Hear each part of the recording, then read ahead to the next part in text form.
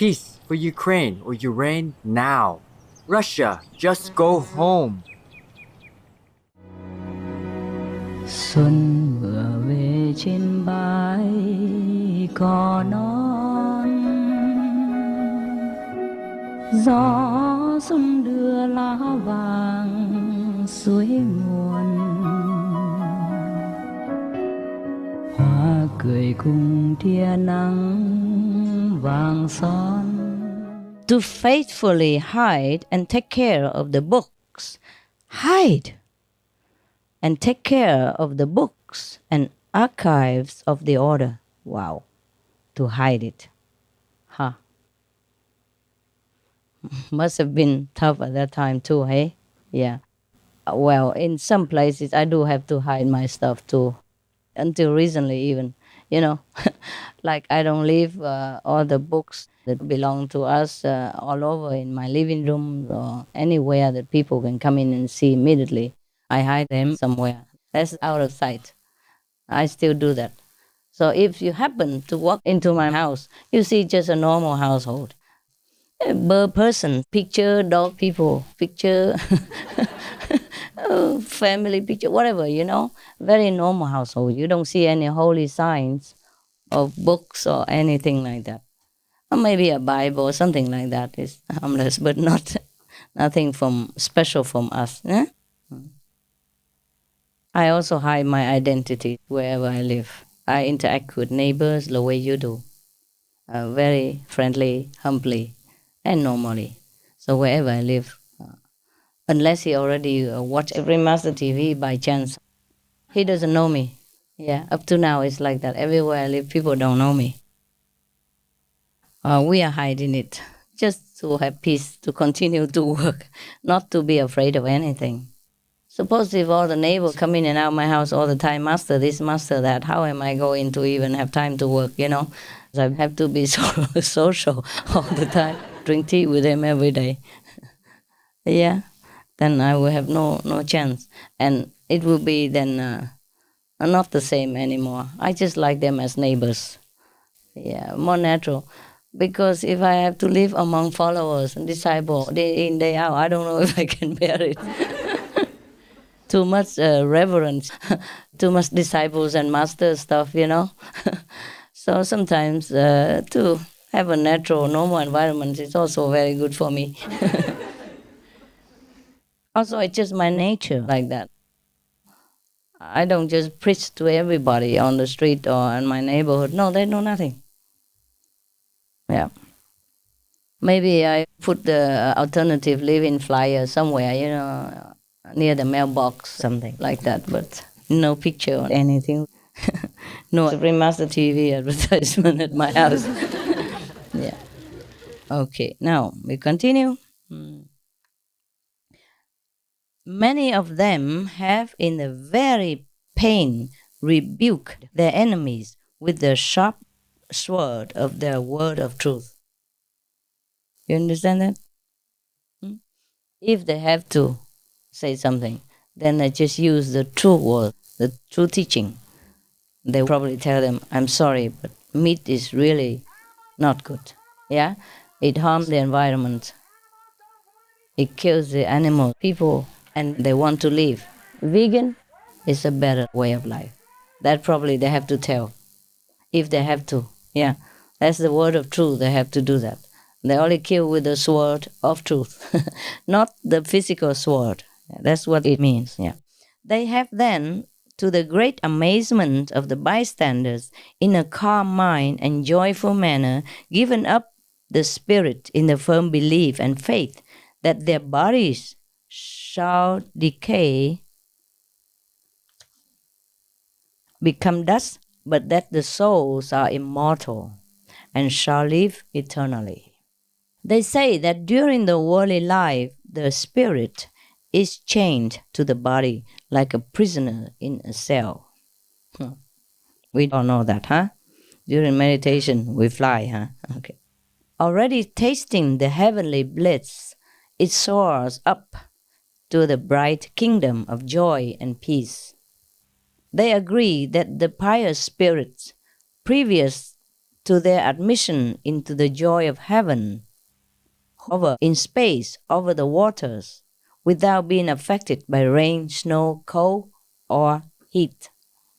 They maintain that by the doctrine of the immortality of the soul, humans, I don't know why they always say men. Huh? Is that sexist or what? Who are we here? Huh? We are half of the population, no? Always say mankind, human even. Why not woman? What's wrong with woman? Huh? What's wrong with womankind? Why mankind? Where do all men come from if they are not woman? Huh? Anyway, we can use both at least, nah? So maybe we have to say human and womankind. Yeah, in the human woman world. Yeah. Actually, in the world woman, we have both men and woman already, but they're allergic to using it, even from the beginning, from long time already. In the beginning, the woman was at the top. Women were the leaders. Yeah, but slowly, men use their strength to overpower them and make them clean pots and, you know, cook silky tofu instead. Yeah. It's also a nice job. Who cares? Yeah? As long as the man can provide something, we are happy to stay home, cook tofu. Hmm? But sometimes the case is the woman also have to go get the tofu. To burn the bread and also have to cook the tofu. Yeah. While the men are watching something interesting, important, like, you know what, a soccer game. No, I'm just joking. Oh, men are good. Yeah. But I just don't know why they use only mankind and human. Never mind, we don't care. We also neither man nor woman anyway. We are not competing for that, yeah?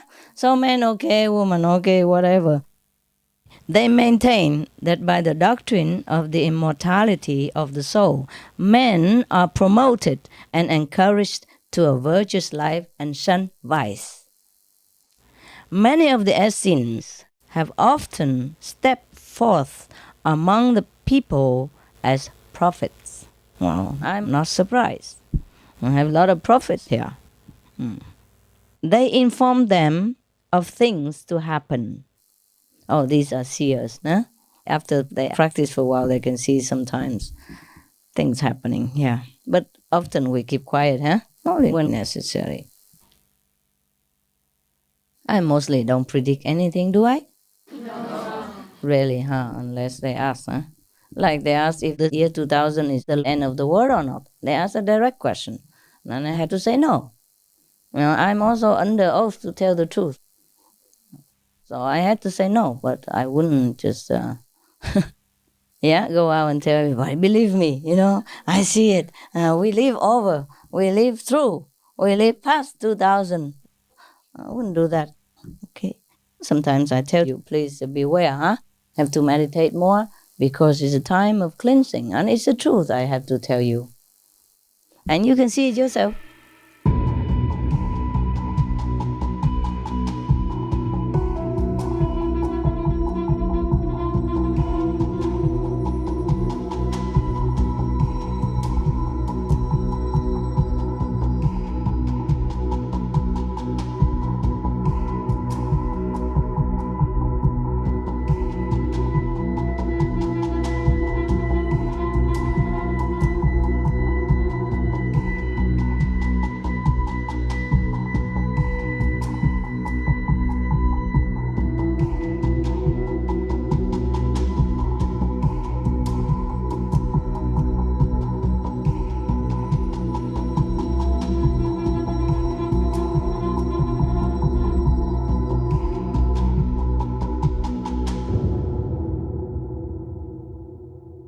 I didn't tell lie.